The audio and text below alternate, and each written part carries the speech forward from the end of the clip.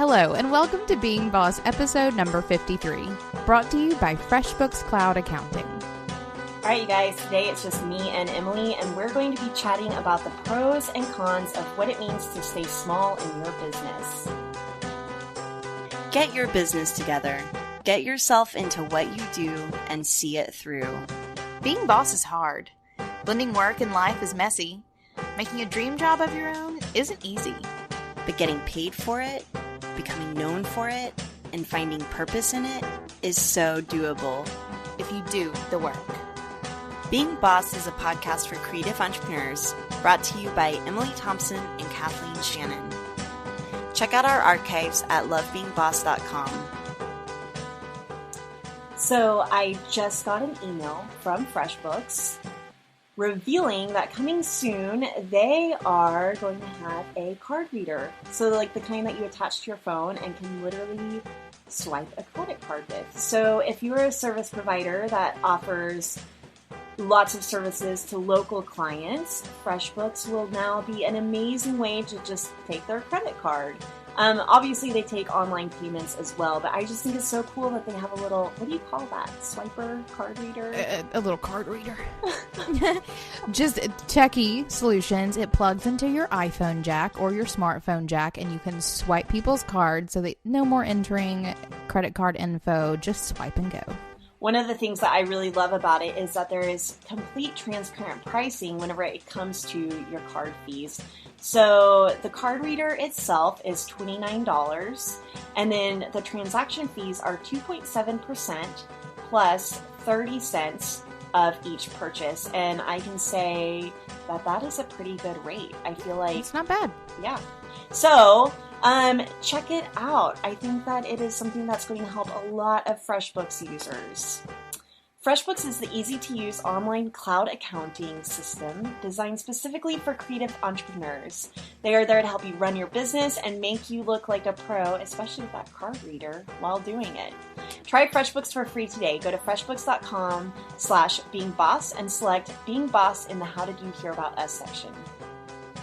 All right, let's get into this because today I want to talk about, and it's something that's been on my mind a lot lately, is staying small versus growing big. And there are so many things that come up around this. I feel like so many creative entrepreneurs feel like they need to have a huge social media following in order to make bank. For me, my own struggle right now is even in the Being Boss Facebook group and trying to manage a sense of community while growing that community beyond my wildest dreams. So today I want to chat about what it means to stay small and what it means to grow your business and how you can maybe even have the best of both worlds. What do you think about that, Emily? What are some of your initial thoughts on staying small? I mean, I don't know. This is a struggle that I have as well. I mean, just earlier this week, I had a meeting with my team when we were talking about like what our plans were for 2016. And one of those was like a final confession, both to myself and to my team, that I am not growing an agency. Like, I do not want indie shopography to become something big. I want it to be something small. So, I mean, literally as of like 4 days ago, I finally like made the decision to stay small. And so it's been something for me that has always been a really big struggle. And I think it's obviously different for everyone in every kind of business, in every situation. Like, I think everyone has their own like place to be in terms of size. But I think that there's so much value in staying small. And I know that in the entrepreneurial community, especially online where you can amass huge numbers of anything, that it's being big that's given all the kudos. When I think that just as many kudos can be given for people who intentionally stay small. Whenever Tara and I first started Braid Creative, one of our goals was to just be the two of us. We had just come from an agency, which wasn't huge by any means. It was maybe 20 people at its peak. And we wanted to stay just two people. And part of the reason why we wanted to do that is because we wanted to be able to stay nimble. We wanted to be able to change direction whenever we wanted to. And, you know, even thinking back to our interview with David Heinemeier Hansen, Basecamp is only what? Did he say 55? Yeah, I think. 50 people. So relatively small, and they're doing that intentionally. But obviously, Basecamp is probably making bank. Right. Also, whenever Tara and I first started Braid Creative, I remember we were having kind of a coffee chat with a local leader in the industry, and she ran a women's mastermind essentially, and we told her our vision for staying small and nimble, and she called us out on it. She was like, that is bullshit. Do you think any man is ever saying, oh, I just want a small and nimble little business? So she kind of called it out as even a feminist issue. So I started to really think on that, and probably around this time last year, I was coaching a really brilliant creative, and even the name of her business had the word tiny in it, and she's brilliant, really incredibly smart, and she was talking about wanting to grow her team but staying small, and I kind of regurgitated what that mentor had told me about staying small and how it's ridiculous. But a year later, I think maybe I changed my mind. And I'm only changing my mind because I'm starting to experience growing pains. So I don't know if it's like, whenever you're running to jump off a cliff, how you do way more harm whenever you change your mind in the middle of the jump. And then you're like on the side of the cliff trying to crawl back up versus just jumping and getting in the water, or maybe not jumping at all. Like, this is kind of how I feel about staying small versus growing Kathleen's large. just hanging on a rock right now. I'm And I just also, like, I want to point out too that like you and Tara certainly went into this with the idea of it just being the two of you, but it was not very long before it was not just the two of you. I mean, you guys had a design intern and a full-time designer pretty quickly. So, but even then, that's not very big. Like 4 people in a business, and now I guess it's 3. Is it 3 now? How many people are officially working for Braid? I know, it's funny because we're about to redo our website to Right. really position ourselves more as an agency. So again, this is a question we're always asking ourselves. Are we building a brand, kind of specifically around our personal brands, or are we building an agency? And we've learned that it's a little bit of both, but we're going to try going into the new year positioning ourselves a little bit more as an agency, really because of a similar conversation that you had with your team, where I don't want the work that we get in at Braid to hinge upon our personal brands, because I might not be available to do all the client work as I shift my focus toward growing, being boss. Right. So it is interesting, like you had that conversation with your team also about maybe not taking on as much client work and keeping indie shopography small, but it's not that we don't have grand vision. I mean, I think that you and I have both admitted to ourselves and to each other that we want to make bank. We're not shy about that. And that we want to grow being boss into a larger media conglomerate. Right. So that includes building a blog Mm-hmm. that maybe focuses a little bit more on lifestyle. It means focusing more of our attention onto our newsletter and making that really valuable for our subscribers. It includes revisiting our editorial calendar. It includes how we interact with our sponsors.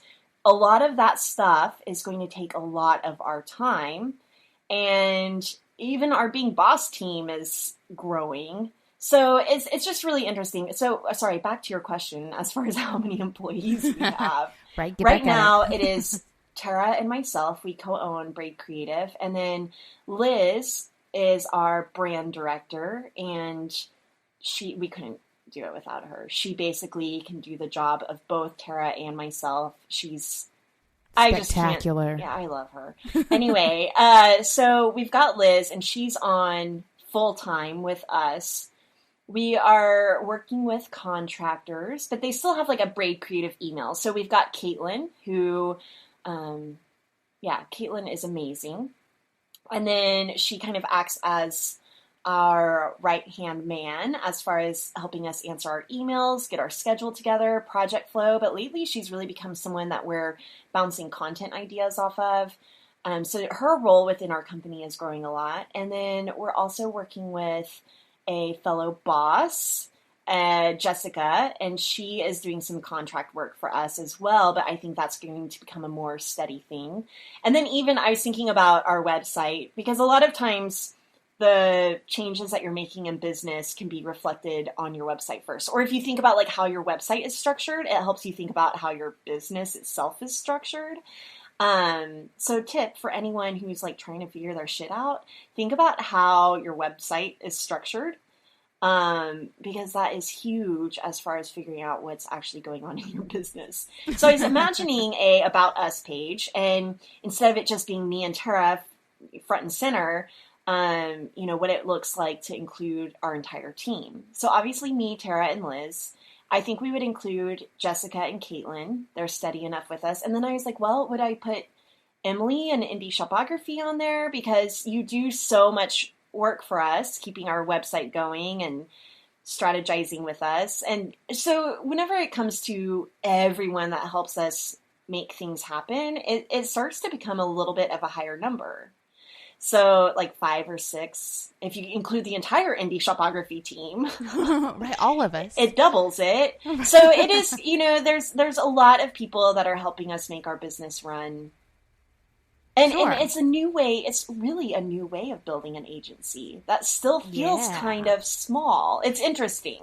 No, I completely agree, and that's where I was about to take it as well. So, in Indy we have myself and David, and then we have Corey and Chris, and they are like employees, like we pay them as employees as opposed to contract. And then we have a junior designer, Liberty, who is contract. And then we also work with a couple of different people. We work with Abraham and Susan Rowe from Abraham Rowe Photography to do a lot of photos for our client work, for our Indie Boom projects. We work with Lexi Content a lot to do content for our client websites. Like whenever you are building something, especially if you're out there and you are a freelancer or a one-woman show or one-man show or whatever you may be, you can still grow to the size of something that's capable of doing a lot without you being the one who doesn't, but also without you being the one who has a ton of employees to take care of. I was actually telling Corey and Chris the other day, like, I have no intentions to hire more employees anytime in the at least near future, because I like the size that the 4 of us are now, but we also rely super heavily on our contract employees, which makes us feel and act a lot bigger than we actually are. And it allows us to make huge impacts in ways that I have no desire of employing on a consistent basis 10 people. Like that is not, like, the management of that is super daunting to me. I'm not in this to build something like that. But that doesn't mean that I can't pull in people when I need them. And I think that sort of that direction in terms of how it is that we can all build businesses that support ourselves, but we can all interact in ways that we can do projects that are bigger than ourselves, I feel that's almost even the direction that online entrepreneurs are going at the moment. It's not about hiring each other as full-time employees. It's about finding ways that you can help each other and doing so on a contract basis. And if you, like, whenever I think of who my team is, I certainly think of Lexi Content as being part of my team because they certainly assist me in doing what I do. But they're not people that I, pay health insurance for or anything like that. It works out really well. I want to mention, and I forgot a contractor that I needed to mention was Erica Midkiff, because she helps us a lot with our content for our clients as well. And even for our own content, she helped us really shape up our e-course. And whenever we talk about writing a book, God help us, we always imagine bringing Erica in the loop on that as well. So she helps us with our internal work and our external client work. And same with you guys. Like, you help me with internal planning for Braid, but then also our client work as well. We share a lot of clients. So I want to talk real quick about the difference between employees and contractors. And I think that the biggest difference is that a contractor can still have their own brand, A contractor, you're not paying taxes for, you're not paying for their health insurance. But if they're working for you more than 25 hours a week, there might even be laws around this. So just look it up. But if someone's working for you as an employee and you have them as a contractor, sometimes that can be illegal. So it's like some people's way of getting out of paying taxes for their contractors. Well, and I think one of the differentiating factors is if they're doing a similar type of work for someone else, then they are contract. Right. If they are only doing that work for you, then you should be paying them as an employee. And again, that's not official, but I think that's a pretty good rule of thumb. One thing that I think about whenever it comes to hiring someone as an employee versus a contractor is really thinking about the health of my business. And the health of my business is more nimble whenever I have contractors. Yes. And there's a lot less emotional stress, I think. I don't feel quite as responsible for a contractor. And again, I think we've talked about this before on previous episodes, that hiring someone as a contractor first is a great way to start to grow.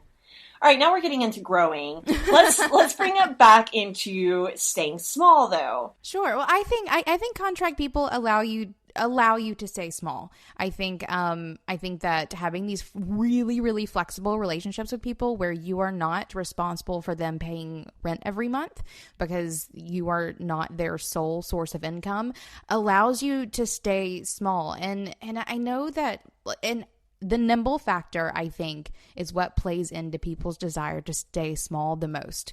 And whenever you are able to sort of pick and choose the kinds of contractors you need based on what you're doing at that moment, whether you're going full force into this, into your core business, or if you want to take a little time off to write a book, or if you want to focus on creating digital product, that nimbleness is made much more possible whenever you just sort of have people around for contracting to help you do whatever project it is that you're working on in the moment.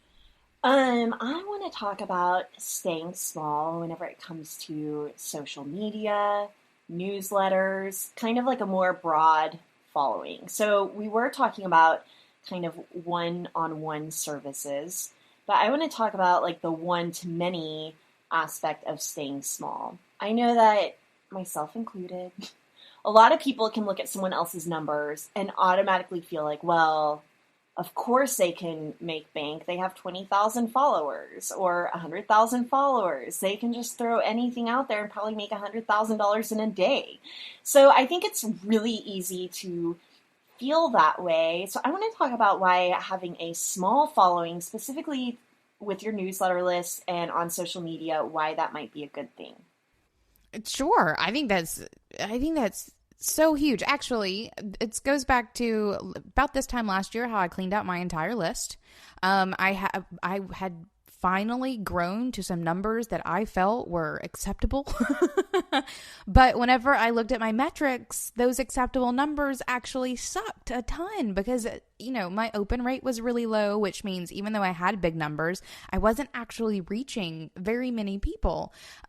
So I think that's just one of many examples. I actually had a client recently do this as well. She had almost 1,000 people on her list. She went through and she physically cleaned it out and went down to about 200 people, and her open rate was way better. She started getting sincerely more engagement because she was able to super target the message that she was sending to just the people that she wanted to send it to. And I think that by doing that, you're not cutting yourself off at the knees. You're putting a pretty hat on.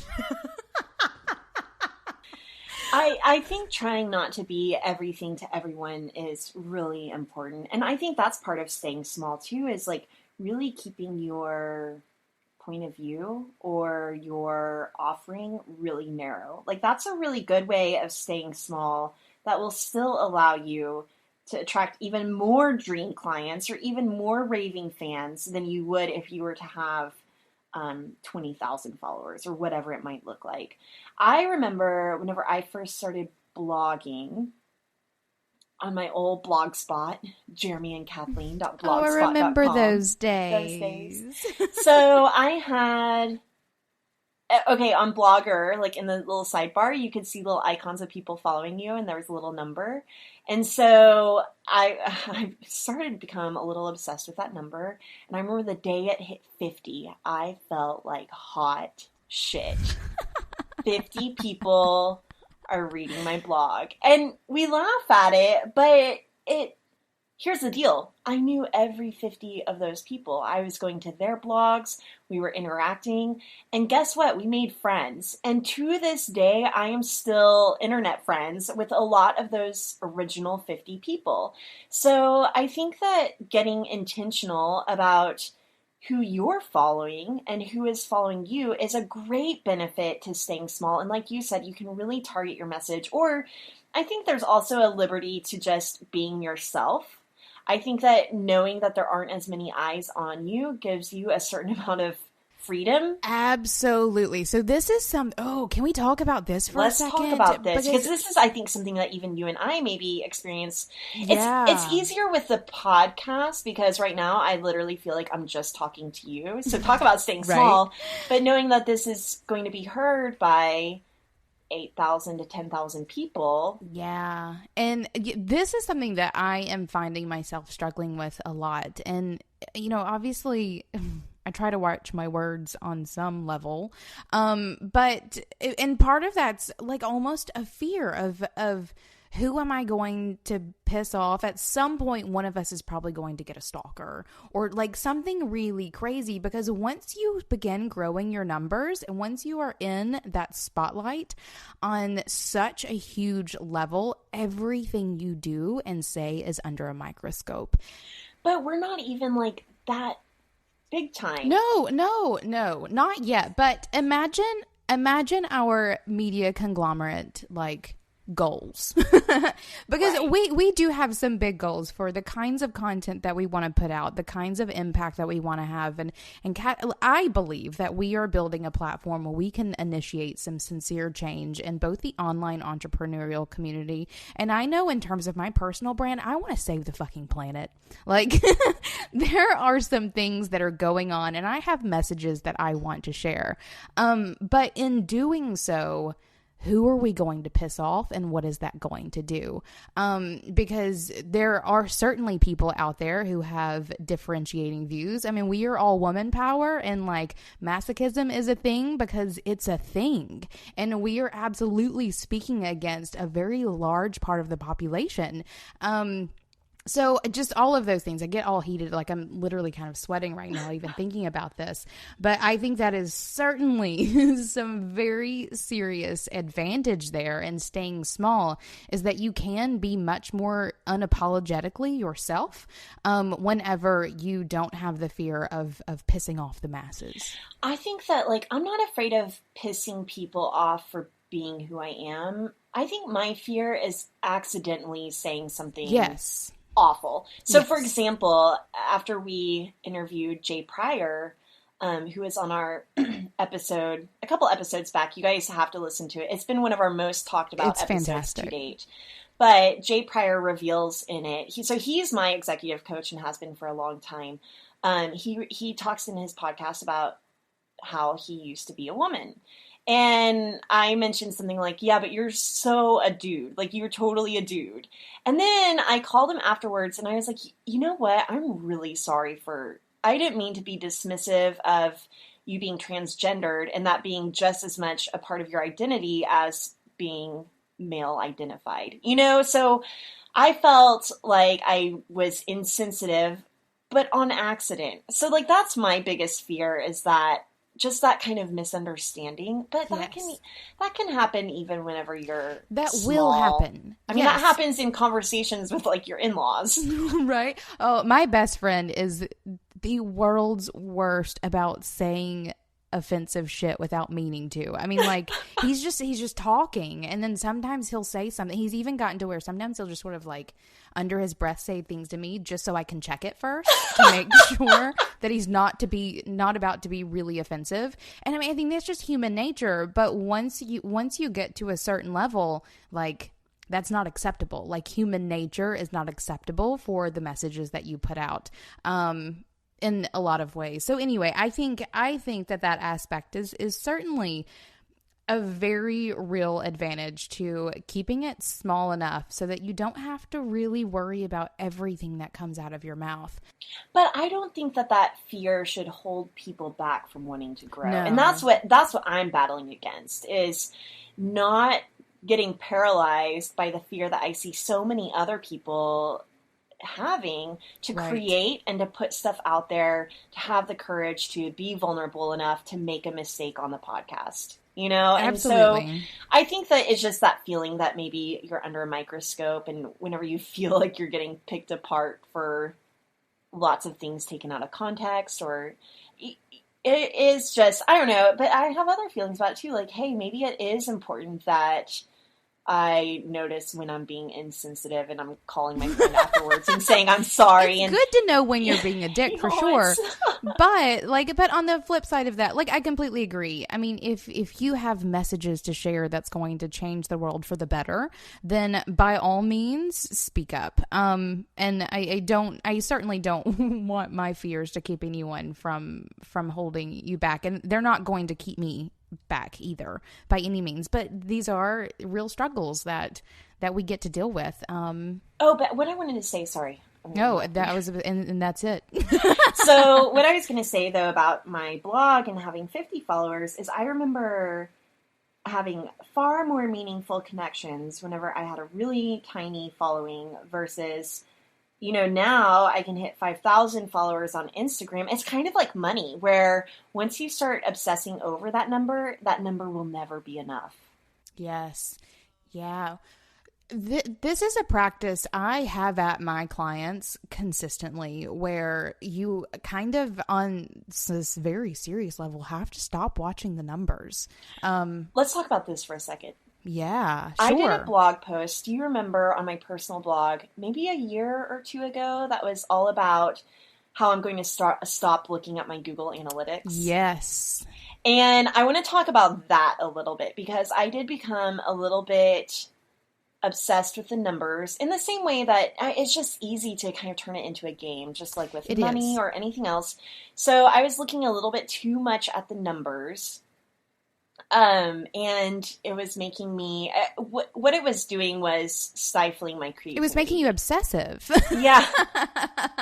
which will definitely stifle creativity. Exactly. So I want to talk about like why analytics matter, but like how you have to find that balance.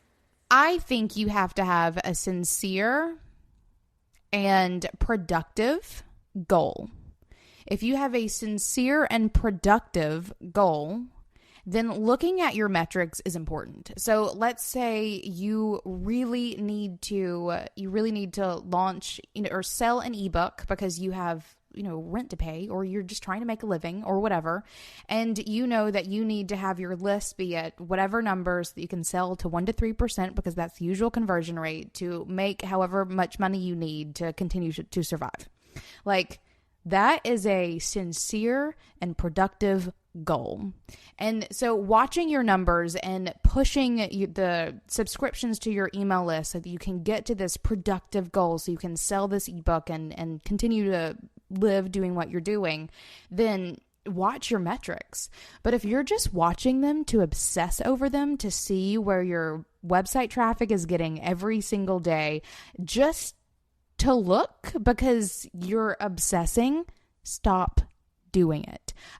This is something like, even as the web person, I do not look at my metrics. I don't. Any of them. Occasionally, whenever we are doing a launch of something, or I will look at client sites because those are productive metrics I have to make. Then I will look at the metrics of other sites or my own metrics if we're doing something. But on the daily, I'm not looking at anything because it doesn't matter for what I'm trying to accomplish. Hey bosses, did you have a case of FOMO? That stands for the fear of missing out. When you saw all the Being Boss magic go down for our Being Boss vacation in New Orleans? Fear not, friends, because we are planning another boss vacation this spring in Miami! So it was really hard to figure out what location to go to, but we've never been to Miami, and the reason why we do these boss vacations is to cultivate our creative pack, see different parts of the world, get some FaceTime with each other, connect with each other, and live the boss life. So to learn more details about this boss vacation, just go to lovebeingboss.com/Miami. We hope to see you there.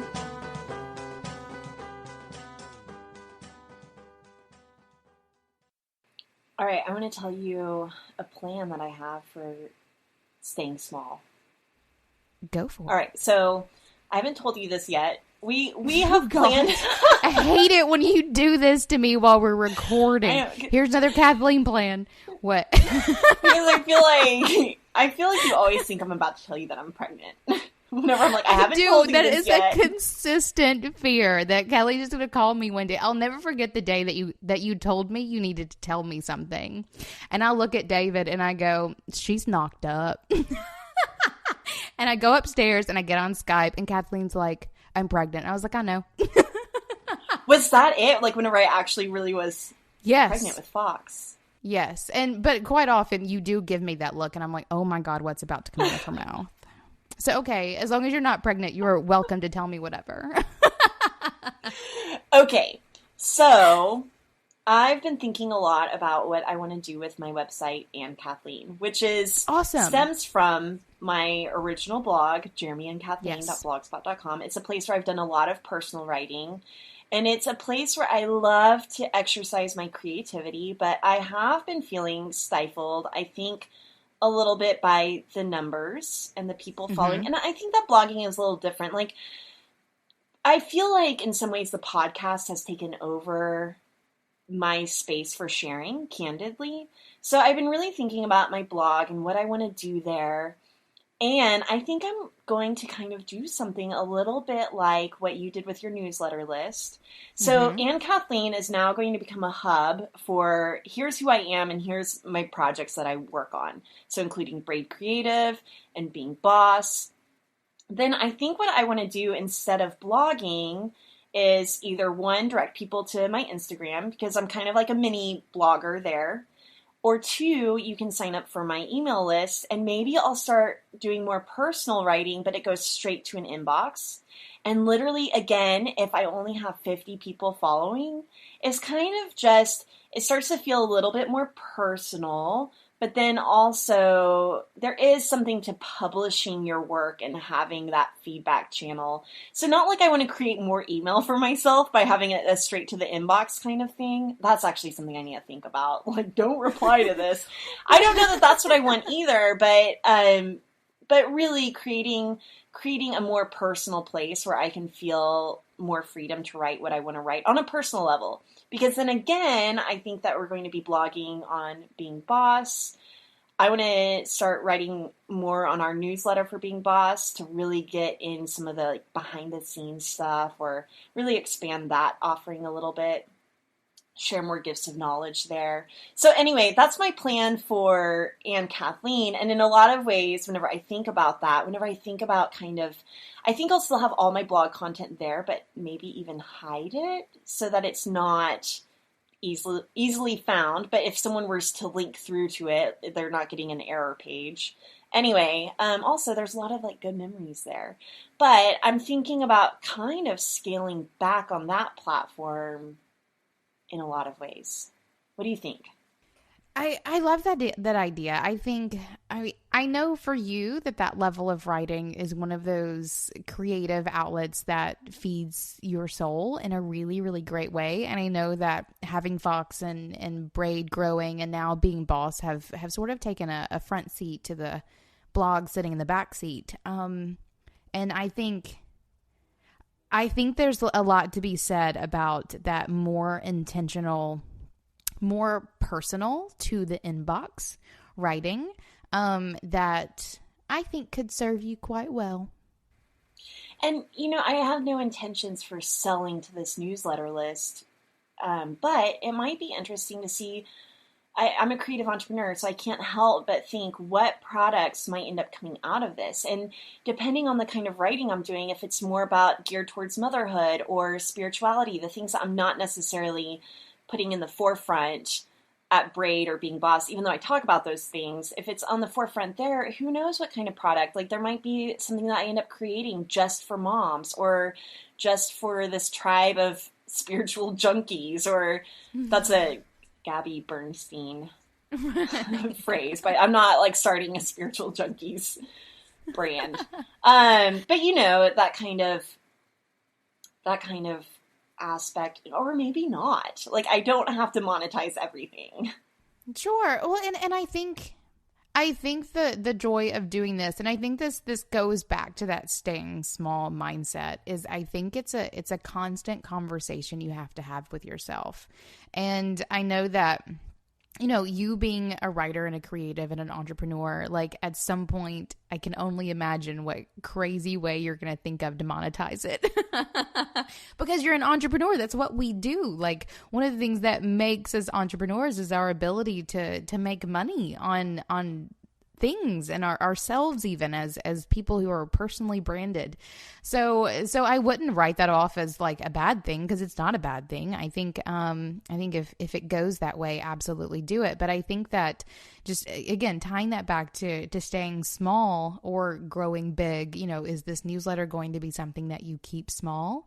And maybe you do for 6 months to a year, and at some point you can change your mind. I think that's where we tend to lose our power as creatives, or as people, as humans, is this idea that you can absolutely change your mind about anything at any point. And that's not a bad thing whatsoever. So I think go for it. I think that's exciting. I'm excited to talk about that a little more. And see how that ties into all kinds of things, because that's also a fun thing that I look forward to exploring with you, especially now that we have Being Boss, but we also want to grow these personal brands and we have our businesses, is in what way this all ties in together, and in what ways we keep what we do completely separate into ourselves. Because I think that it's going to be a really fun juggle where we can, you know, create these environments of content and, just all kinds of fun stuff. I'm excited. Well, and you and I even have a meeting, because it's like, okay, and this is what we've been doing. This is why we started a podcast together, because you and I are people that get on the phone or get on Skype and we're like, okay, here's my thoughts. What's worked for you? What is your vision? How can I copy your vision a little bit? So it is this, like, if I'm like, hey, I'm thinking about doing this for my personal branded site, it might be that you end up doing the same thing for yours too. And that we kind of mirror each other a little bit, or that you try something a little different, see what works, and then I might take some of that. And that's part of the cool thing about creative collaboration. Okay, so one thing I also wanted to mention, kind of in the bigger picture of things, one thing I've noticed with myself is as I'm able to grow one project or one business, it's kind of like growing a tree, right? And then a new branch starts to kind of sprout from the growth of this tree, right? So in some ways, thinking about really like, I'm the trunk, and what are the different branches growing off? What does my tree look like? Is huge. And so I notice that as like one branch becomes more solid and is sustaining itself, like another little baby branch grows. So initially, my big branch was my personal blog. From that, Braid started. Now Braid is really doing well on its own and running itself. So then Being Boss started. And you know, even there were like many branches that came off of Braid. So we started with services, and then we tried the e-course, and then DIY coaching. Like there are lots of different products that have come out of that will continue to grow out of that branch. Then there is Being Boss, and that's starting to really grow, and that still needs a lot of nurturing to continue to grow into what we want it to grow into. But now I'm seeing another little branch, or really maybe coming full circle back to that trunk of like personal writing, which is definitely tugging at me. But again, I don't know where it belongs. So who knows? And I think that this is like the interesting thing to talk about also, is that One way to stay small, and this is something that we talked to Paul and Jason about recently, is to try lots of different things. I think the challenge there is not diffusing your focus or your expertise. Like, you really have to be disciplined in order to do a lot of projects and see them start to finish. We're talking idea to launch. Yeah, that, I mean... That I also want to use this to illustrate that, like, as far as Kathleen and I are in this, we're still having this conversation of like, well, I don't know what comes next. Like, do I do a newsletter or do I not?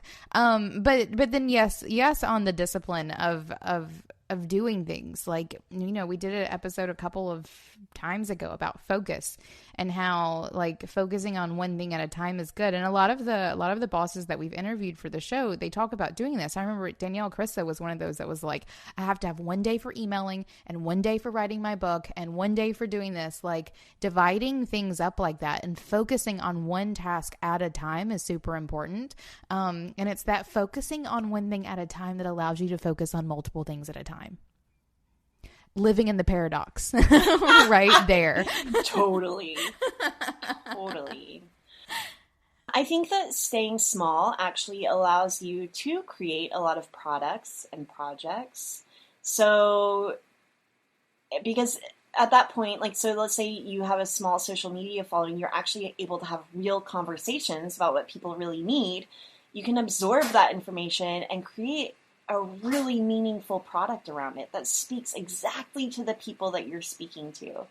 And that alone might help you attract and gain a following. Also, here's another thing, and I've been coaching a lot of creatives around this lately too, who don't necessarily have the numbers. Use someone else that does have the numbers. So you don't have to have a huge blog. Maybe you just need to show up on someone else's huge blog. You don't necessarily need to have a podcast. Maybe you just show up on someone else's podcast. That's another really great way that you can stay small but still leverage someone else's audience. I completely agree with this, and I think one of the places I would like to take this to is knowing your numbers. Period. And knowing your numbers in terms of how much money you need to live. And growing to a size where that's all you need to do. Because whenever you are growing something, you can get caught up in this idea of getting up there to those other people's numbers. But if all you need is a couple, getting seen on those places is what's going to grow you to the size where you're going to meet exactly what you need.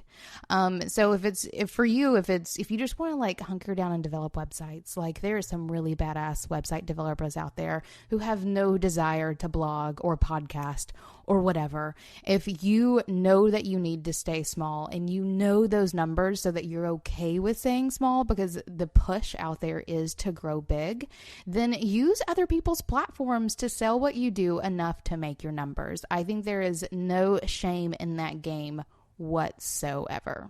There's a couple of different ways that you can stay small. So I think that you could even have 500,000 Instagram followers and still stay small in your processes. So Shalene Johnson is an example of that. Whenever we interviewed her, almost towards the beginning of our podcasting,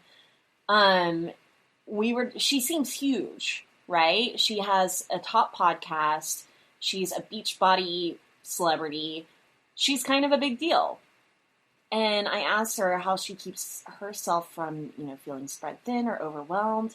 She's like, my life is good. All that stuff I created a while ago. So in some ways, her celebrity and her fame is based off of passive income. She only had to record those Pio videos once. She's showing up and recording a podcast, once a week or whatever. I mean, I know a lot more goes into podcasting. We both know.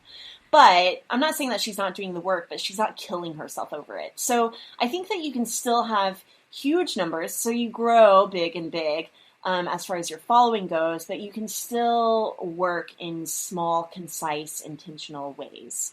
If you have huge numbers, you can stay small by not maybe offering one-on-one services and creating products that create passive income for you. But we need to do a whole episode on how passive income isn't so passive. It is a full-time job promoting that machine so that it can support you financially. But like, I guess what I'm really trying to get at is how can you stay small and still make bank? Because I feel like some of the people in our Facebook group were talking about this. They feel like just because they don't have a huge following that they can't make a good income being their own boss. Ooh, that's bullshit. Okay, so whenever I started my business, or my web design business especially, I mean, it wasn't until 4 years in that I had 1,000 people on my email list. I mean, like, I had a really small list because I wasn't being a social media marketer. I was not out there growing a list and growing a Twitter following and doing all those things. I had my nose to the grindstone working. And I think, I was making, I guess in year 4, I was making almost 100,000. So certainly enough to keep myself quite happy, and making enough bank that I was, that we were living just fine. And, I had Corey assisting me with client support.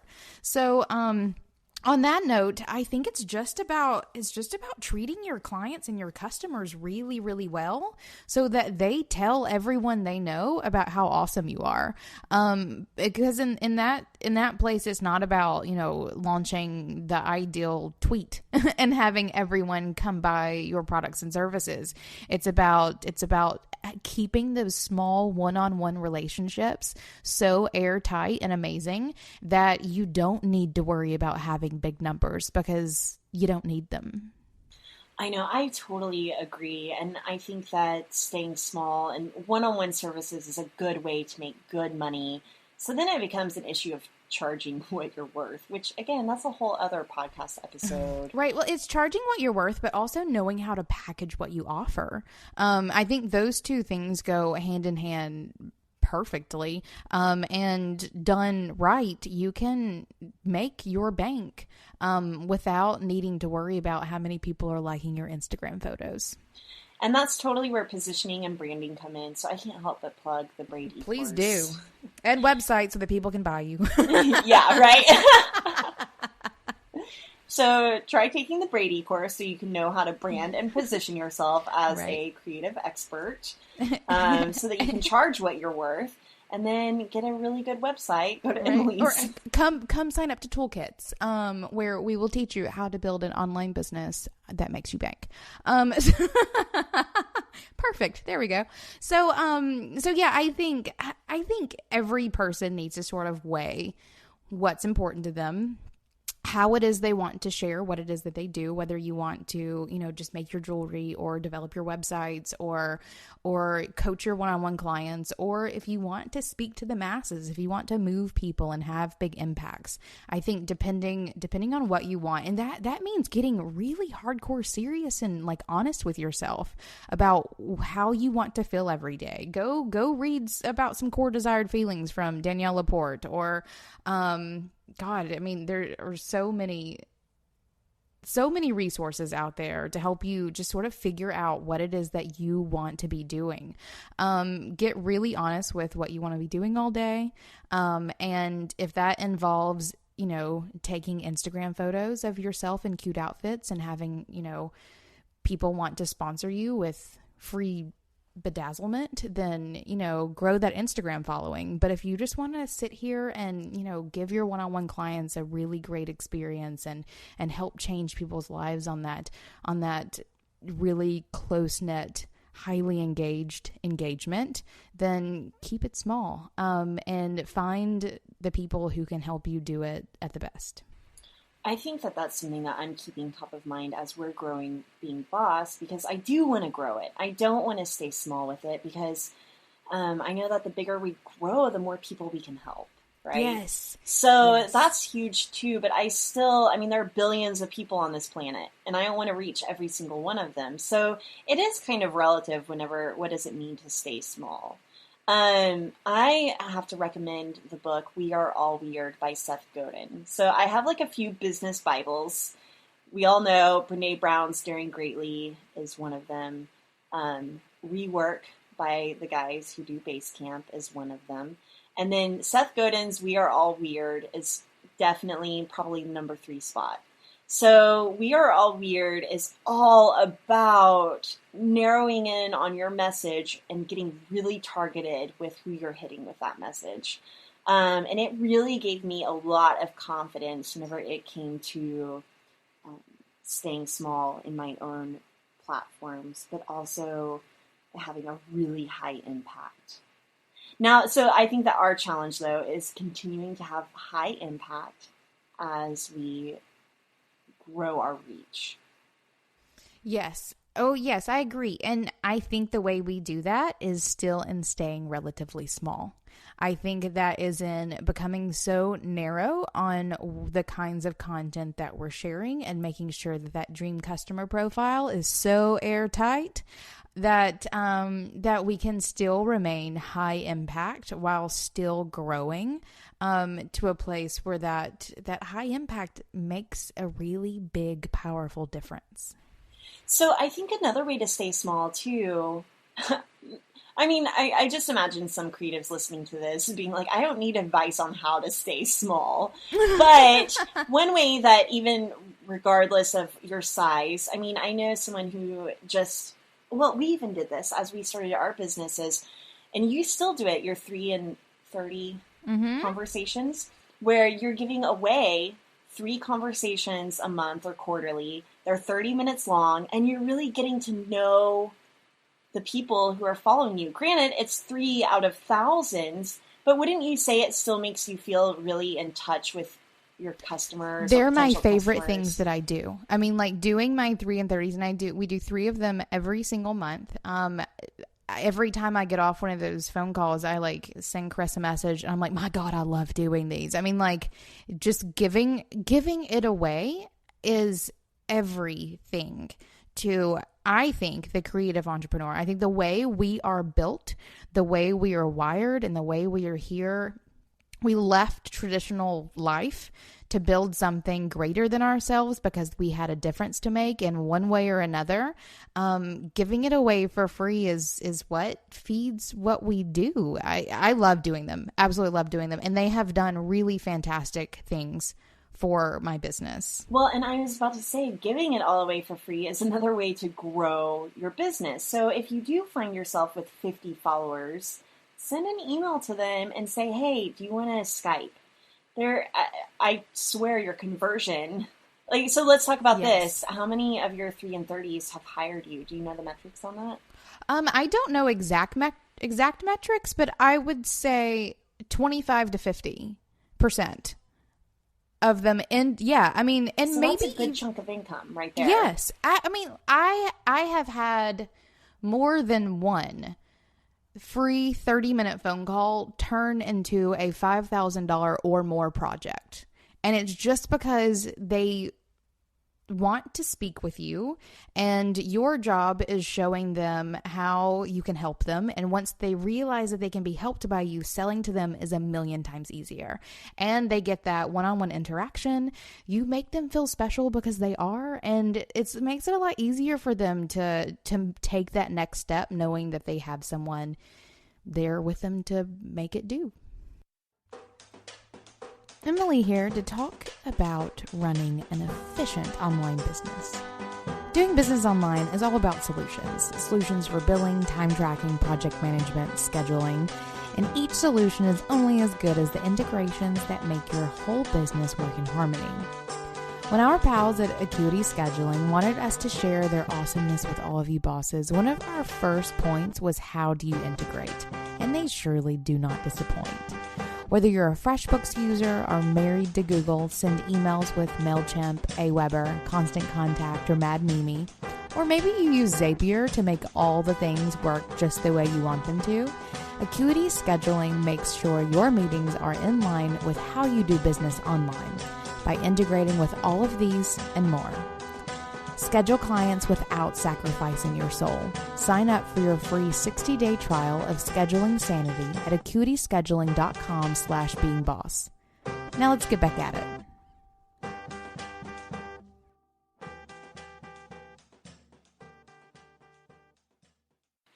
All right, so I think the final thing that I want to iterate is just that it's so, relationships and building relationships is so much more meaningful and in some ways easier whenever you have a smaller following than 1,000 random likes from you don't even know who. I disagree with that. Damn. Because because doing 3, 3, and 30 calls is the exact same if I'm doing it to a mailing list of 100 as it is if I'm doing it to a mailing list of 10,000. Like you can still absolutely have really great one-on-one engagements. You can have more of them or a higher percentage of them if you do have a small list. But with the effort, you can have just as many quantitatively of those engagements if your list is really big. So I guess it's like making an effort to keep those meaningful relationships intact, but that's the key word there is effort. And I think that you have more incentive to have really personal, meaningful relationships whenever your tribe is a little bit smaller versus whenever you have hundreds of thousands of followers or even just 2,000 followers, whatever a big number looks like to you. So I think that's a really good point. Yeah, I think that piece, though, is absolutely right, though. It's not letting it get to your head. 10,000 followers doesn't actually make you a cooler person. It just means that 10,000 people stumbled across you on Instagram. Like, that's exactly, you are not too cool to give it all away. And, like, you're still going to feel the same either way. If not, maybe, again, the cons to growing might get to your head and make you feel worse. So I think that's what I'm really trying to say also is that keeping like let's say intimate instead of small, like keeping an intimate mindset whenever it comes to how you conduct business can allow you to grow beyond your wildest dreams and feel really good about it. I don't feel good. Like, I don't get validation out of getting 300 likes on Instagram. Like, there's that kind of, like, ego validation, but whenever it comes to what really feeds my soul as a creative entrepreneur, it's the meaningful relationships. And so, even with this podcast, it's still about talking to you. Right. It's still about learning from the experts that we're interviewing. I feel so lucky that our numbers allow us to interview some really incredibly smart people. Yep. I completely agree. For us, it's not, I don't get on and look at our podcast metrics unless one of our sponsors is like, hey, what are your numbers? Or Kathleen and I want to talk about numbers. It's not something we obsess about. The favorite things that we have done are the cool ass people we get to talk to, the fact that we get paid to hang out with each other every week, and our boss vacations where we get to go have real face-to-face time with people who are just like us. Like, you have to be in a place where the numbers don't affect you. It simply gives you the power to do more of what you love and have a bigger impact doing it. Okay, I want to mention this too really quick because this is the first time I've seen being honest about being small work to our advantage. So our podcast probably gets right now between 8,000 and 10,000 listens per episode. It continues to grow as we continue to grow.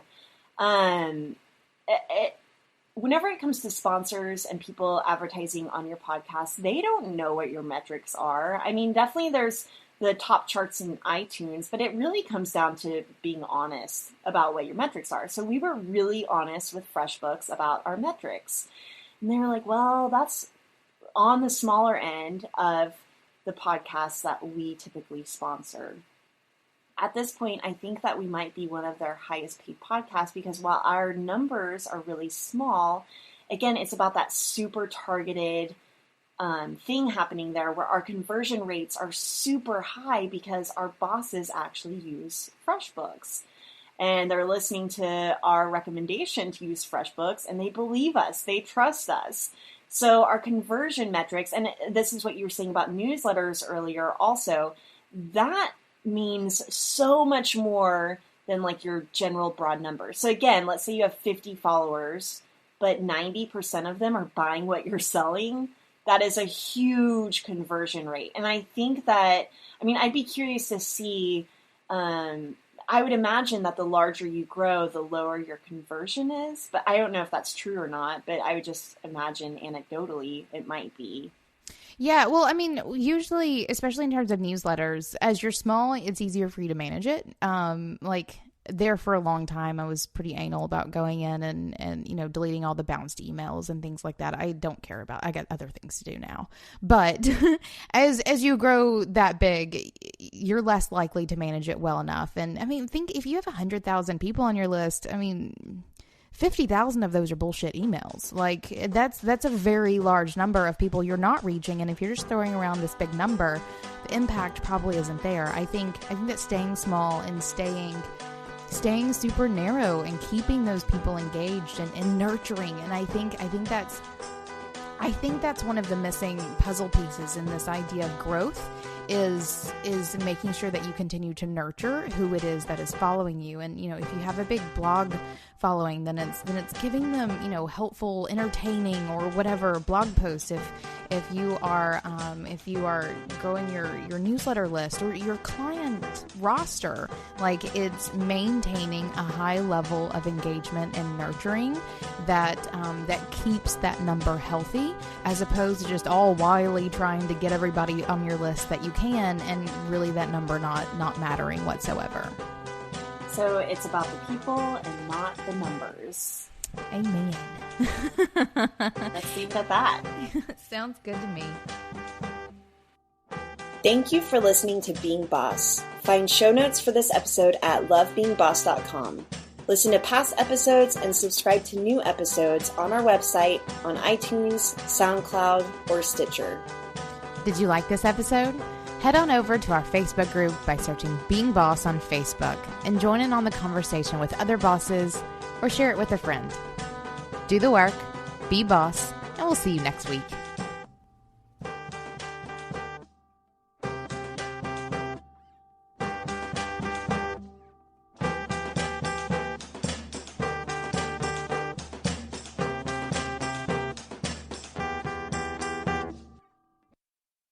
Hello and welcome to Being Boss, episode number 30, not 33, 53. Sorry, do-over. Do we need to say some ridiculous shit so that we have some bloopers? Just put that in there.